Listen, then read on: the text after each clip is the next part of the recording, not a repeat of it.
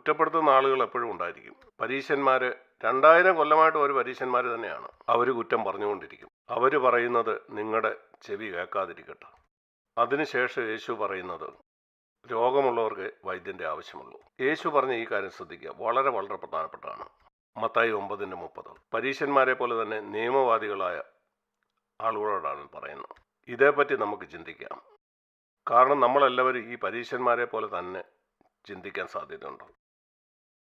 നോക്കൂ, ഈ പരീശന്മാർ അവർ എങ്ങനെയാണ് തുടങ്ങിയെന്ന് ഞാൻ അല്പസ്വല്പം മനസ്സിലാക്കിയിട്ടുണ്ട്. അത് തുടങ്ങുന്നത് ക്രിസ്തുവിന് മുമ്പ് ഏതാണ്ട് 200-300 വർഷങ്ങൾക്ക് മുമ്പാണ്. ഏതാണ്ട് മലാഖയുടെ സമയത്ത്. മലാഖയ്ക്കും ക്രിസ്തുവിനും ഇടയിൽ ഏതാണ്ട് 300 വർഷമുണ്ട്. ഈ സമയത്തിനുള്ളിൽ മലാഖി 1-ാം അധ്യായം വായിച്ചാൽ ഇസ്രയേൽ എത്രയധികം പിന്മാറ്റത്തിലേക്ക് പോയെന്ന് നിങ്ങൾക്ക് കാണാൻ കഴിയും. ആ സമയത്ത് ഈ സത്യം പുനഃസ്ഥാപിക്കാനായിട്ട് ആഗ്രഹിച്ച വളരെ ആത്മാർത്ഥതയുള്ള ആളുകളുണ്ടായിരുന്നു. അത് CFCയിലുള്ള നമ്മൾ ആഗ്രഹിക്കുന്ന പോലാണ്. നാമധേയ സഭകളൊക്കെ വിട്ടുവന്ന് സത്യത്തിന് വേണ്ടി നിൽക്കാൻ ആഗ്രഹിക്കുന്നവർ, RLCFിലുള്ള നിങ്ങളെല്ലാവരും. അങ്ങനെ സത്യത്തിന് വേണ്ടി നിൽക്കാൻ മുന്നോട്ട് വന്ന ആളുകളാണ് പരീശന്മാർ. അവരുടെ തുടക്കം വളരെ നന്നായിരുന്നു. ദൈവഭക്തരായ ആളുകൾ നടത്തിയ ഈ മുന്നേറ്റങ്ങളെല്ലാം വളരെ നന്നായിരുന്നു. എന്നാൽ എല്ലാ പ്രസ്ഥാനങ്ങൾക്കും സംഭവിക്കുന്നത് പോലെ പെയ്യെ നിലവാരം താന്നു വന്നു. അപ്പോഴും അവർ ഉപദേശം മുറുകെ പിടിക്കും. 300 കൊല്ലത്തിന് ശേഷവും പരീശന്മാരുടെ ഉപദേശങ്ങൾ, അതായത് യേശു വരുന്ന സമയത്തും 300 കൊല്ലങ്ങൾക്ക് മുമ്പ് മലാഖയുടെ സമയത്തുണ്ടായിരുന്ന അതേ ഉപദേശങ്ങൾ തന്നെയായിരുന്നു അവരുടെയും. എന്നാൽ ജീവിതം വളരെ വ്യത്യസ്തമായി. അന്ന് അവരുടെ തുടക്കത്തിൽ ആളുകൾ പിന്മാറ്റത്തിലേക്ക് പോകുന്നത് കണ്ട് സത്യത്തിനു വേണ്ടി നിലനിൽക്കാനുള്ള ഭാരം അവരുടെ ഉള്ളിലുണ്ടായി. ഇന്ന് നാം സത്യത്തിനു വേണ്ടി നിൽക്കുന്നത് പോലെ തന്നെ. എന്നാൽ സാവകാശ നിലവാരം താണു. ഉപദേശം പ്രധാനപ്പെട്ടതായി, ജീവിതം പ്രധാനമല്ലാതായി. എല്ലാ പ്രസ്ഥാനത്തിനും സംഭവിച്ച ഇതാണ്. പെന്തക്കോസ്തുകാർക്കോ ബ്രദറൻകാർക്കോ ബാപ്റ്റിസ്റ്റുകളോ എല്ലാവർക്കും ഉപദേശം വളരെ പ്രധാനപ്പെട്ടതായി. ഉപദേശം വെച്ച ആളുകളെ അളക്കുവാനായിട്ട് തുടങ്ങി, ജീവിതം കൊണ്ടല്ല. അവരുടെ ഒരു ലക്ഷണം ഇതാണ്: മറ്റ് ക്രിസ്തീയ വിഭാഗങ്ങളിൽപ്പെടുന്നവരെ അവർ വില കുറച്ച് കാണാനായിട്ട് തുടങ്ങും. തങ്ങളുടെ കൂട്ടത്തിൽപ്പെടാത്ത ആരെയും അവർ ക്രിസ്ത്യാനികളായിട്ട് കരുതത്തില്ല. അത് പരീശൻ്റെ ലക്ഷണമാണ്. CFCയിൽ വരുന്ന വിശ്വാസികളെക്കാൾ എത്രയോ നല്ല വിശ്വാസികളെ മറ്റ് സഭകളിൽ ഞാൻ കണ്ടിട്ടുണ്ട്. ഞാനത് അംഗീകരിച്ചേ മതിയാവും. അവർ കർത്താവിനെ സ്നേഹിക്കുന്നു, അവർ കർത്താവിൻ്റെ സാക്ഷികളാകുന്നു. പരീശന്മാർ ഇതുപോലെ ആയിത്തീരുകയായിരുന്നു. അവരുടെ ഉപദേശം ശരിയാണോ? നോക്കൂ, യേശു പരീശന്മാർക്ക് കൊടുത്ത 2 നല്ല സർട്ടിഫിക്കറ്റുകൾ മത്തായി 23 വായിക്കുന്നു. കൂട്ടത്തിൽ ഞാൻ പറയട്ടെ, മത്തായി 23. ഇത് ഞാൻ വായിക്കുമ്പോൾ എനിക്ക് ഓർമ്മ വരുന്നത് യെശയ്യാവ് 5-ാം അധ്യായമാണ്. നിങ്ങൾക്ക് സമയമുള്ളപ്പം യെശയ്യാവ് 5 വായിച്ചു നോക്കുക. യെശയ്യാവ് പറയാണ്, അയ്യോ ഇവർക്ക് കഷ്ടം, ഇവർക്ക് കഷ്ടം, ഇവർക്ക് കഷ്ടം, ഇവർക്ക് കഷ്ടം, ഇങ്ങനെയുള്ള ഭാവി, അങ്ങനെയുള്ള ഭാവി. യെശയ്യാവ് 5 മുഴുവനും അങ്ങനെയാണ്. മത്തായി 23 അങ്ങനെയാണ്. യേശു പറയാണ്, പരീശന്മാരെ നിങ്ങൾക്ക് അയ്യോ കഷ്ടം, പരീശന്മാരെ നിങ്ങൾക്ക് അയ്യോ കഷ്ടം, കാരണം പരീശന്മാരെ നിങ്ങളിങ്ങനെയാണ്. എന്നാൽ ഇങ്ങനെ പരീശന്മാരെ കുറ്റപ്പെടുത്തുന്നതിനെല്ലാം മധ്യത്തിൽ അവസാനം പറയാണ്, നിങ്ങൾ എങ്ങനെ നരകവിധി ഒഴിഞ്ഞു പോകും, എങ്ങനെ നരകത്തിൽ നിന്ന് നിങ്ങൾക്ക് രക്ഷപ്പെടാനായിട്ട് കഴിയും. ഇതിൻ്റെ എല്ലാം മധ്യത്തിൽ പരീശന്മാരെക്കുറിച്ച് 2 നല്ല കാര്യങ്ങൾ പറയുന്നുണ്ട്. ഇതാണ് യേശുവിൻ്റെ ഒരു പ്രത്യേകത. മോശപ്പെട്ട ആളുകളിലും കർത്താവിനൊരു നല്ല കാര്യം കണ്ടെത്താൻ കഴിയും.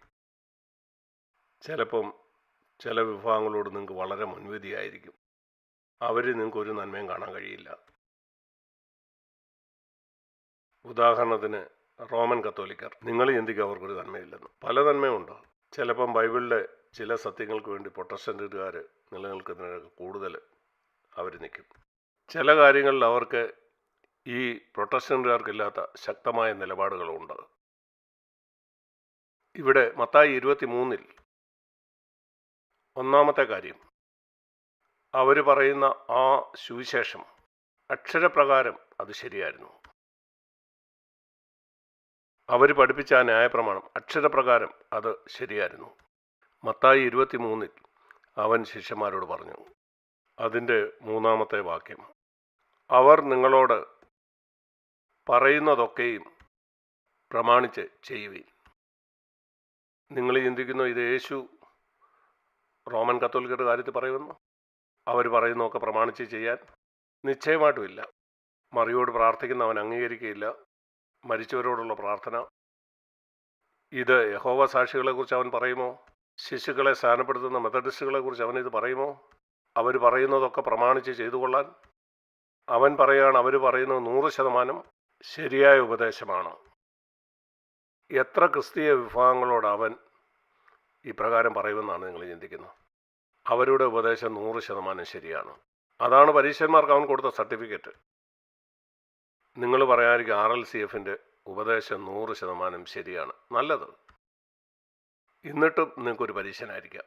കാരണം ഇതേ സർട്ടിഫിക്കറ്റ് അവൻ പരീക്ഷന്മാർക്കും കൊടുത്തു. ഇനിയും മറ്റൊരു കാര്യം കൂടെ. രണ്ടാമത്തെ സർട്ടിഫിക്കറ്റ് മത്തായി 23:25 വാക്യം. നിങ്ങൾ കിണ്ടുകിണ്ണങ്ങളുടെ പുറം വെടിപ്പാക്കുന്നു, അകത്തോ കവർച്ചയും അതിക്രമവും നിറഞ്ഞിരിക്കുന്നു. ഒരു കിണ്ണത്തിന് 2 ഭാഗമുണ്ട്, അകവും പുറവും. അതാണ് ആന്തരിക ജീവിതവും ബാഹ്യജീവിതവും. നിങ്ങളുടെ ഉള്ളു മുഴുവനും അതിക്രമം നിറഞ്ഞിരിക്കുകയാണ്. കവർച്ച 27 വാക്യത്തിൽ ചത്തവരുടെ അസ്ഥിയും സകലവിധ അശുദ്ധിയും. എന്നാൽ ബാഹ്യജീവിതം എങ്ങനെയാണ്? നല്ലത്.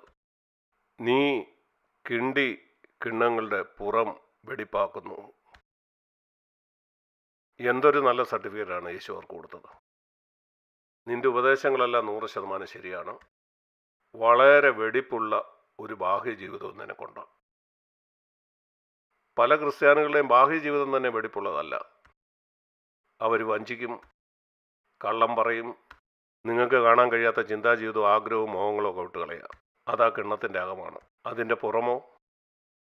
പുറത്തവരാളുകളോട് വളരെ സൗമ്യതയോടെ സംസാരിക്കുന്നു. ആ കിണ്ണത്തിൻ്റെ പുറം വളരെ വെടിപ്പാണ്. ഇതുപോലെ നമുക്കും ഈ പരീശന്മാരെ പോലെയാകും. പുറം വളരെ വെടിപ്പുള്ളത്, ബാഹ്യജീവിതം 100% വെടിപ്പുള്ളത്. എങ്കിലും പൂർണ്ണമായ പരീശനാണ്. എൻ്റെ പ്രിയ സഹോദരീസഹോദരന്മാരെ, ഞാൻ അത്ഭുതപ്പെടുന്നു. നിങ്ങൾ RLCFൽ വരാനായിട്ട് തീരുമാനിച്ചു. അതിന് കാരണം ഇവിടെ പഠിപ്പിക്കുന്ന ഉപദേശങ്ങളായിരിക്കാം. നിങ്ങളൊരു പരീശനാകാനായിട്ട് സാധ്യത ഉണ്ടെന്ന് നിങ്ങൾ ചിന്തിക്കുന്നുണ്ടോ? എന്നെങ്കിലും ഇങ്ങനെ ചിന്തിച്ചിട്ടുണ്ടോ? എൻ്റെ എല്ലാ ശരിയായിട്ടുള്ള ഉപദേശങ്ങളും മറ്റുള്ളവർ നിങ്ങളെ പുകഴ്ത്തുവാൻ തക്കവണ്ണം ഉള്ള ഒരു ബാഹ്യജീവിതവും. ഓർക്കുക, നിങ്ങളുടെ സഭയിലുള്ള എല്ലാവർക്കും നിൻ്റെ ബാഹ്യജീവിതം മാത്രമേ കാണാൻ കഴിയൂ. നിൻ്റെ ചിന്താജീവിതം എങ്ങനെയാണെന്ന് അവർക്കറിയത്തില്ല. നിൻ്റെ ഭാര്യയ്ക്കും അതറിയില്ല. മറ്റുള്ളവരോടുള്ള നിങ്ങളുടെ മനോഭാവം എന്താണെന്നും അവർക്കറിയില്ല. നിങ്ങൾ ചെയ്യുന്ന നല്ല കാര്യത്തിൻ്റെ ലക്ഷ്യം എന്താണെന്ന് പോലും അവർക്കറിയില്ല. അവരെന്താ കാണുന്നത്? നിങ്ങൾ പറയുന്ന ഉപദേശം, ദൈവത്തിന് നന്ദി, നല്ല ഉപദേശം പഠിപ്പിക്കുന്ന ഒരു സഭ. അവർ നിങ്ങളുടെ ജീവിതത്തിലേക്ക് നോക്കുന്നു. എന്തൊരു നല്ല ജീവിതം. ഒരുപക്ഷെ അത് പുറത്തേ കാണൂ. ഞാനിത് പറയാനുള്ള കാരണം ഇത്രയേ ഉള്ളൂ. ഏറ്റവും നല്ല സഭ അതിലിരിക്കുന്ന ഒരു പരീശരാകാം, എന്നാൽ അവർക്ക് അതിനെക്കുറിച്ച് അറിയില്ല. അതുകൊണ്ട് ഇതിൻ്റെ അപകടം നിങ്ങൾ കണ്ടാൽ, ഞാനും നിങ്ങൾ ഓരോരുത്തരും ഈ പരീശനാകാൻ സാധ്യത ഉണ്ടെന്ന് മനസ്സിലാക്കാൻ നിങ്ങൾക്ക് അതിനെ അഭിമുഖീകരിക്കാൻ കഴിയും. നിങ്ങൾക്ക് അതേപ്പറ്റി അറിയില്ല എന്നുള്ളതാണ് ഏറ്റവും വലിയ അപകടം. ഇല്ലില്ല, എനിക്കങ്ങനൊന്നും സംഭവിക്കില്ല. ആരെങ്കിലും ചോദിക്കുകയാണ്, സഹോദര സഹോദരി, നീ ഒരു പരീശനാകാനുള്ള സാധ്യത ഉണ്ടെന്ന് നീ കരുതുന്നുണ്ടോ? നിങ്ങൾ തിരിച്ചു പറയും, ഓ ഇല്ലില്ല, ഞാൻ അങ്ങനെ ആകാൻ സാധ്യതയില്ല. ഞാൻ താഴ്മയോടെ യേശുവിനെ അനുഗമിക്കുന്ന ഒരാളാണ്.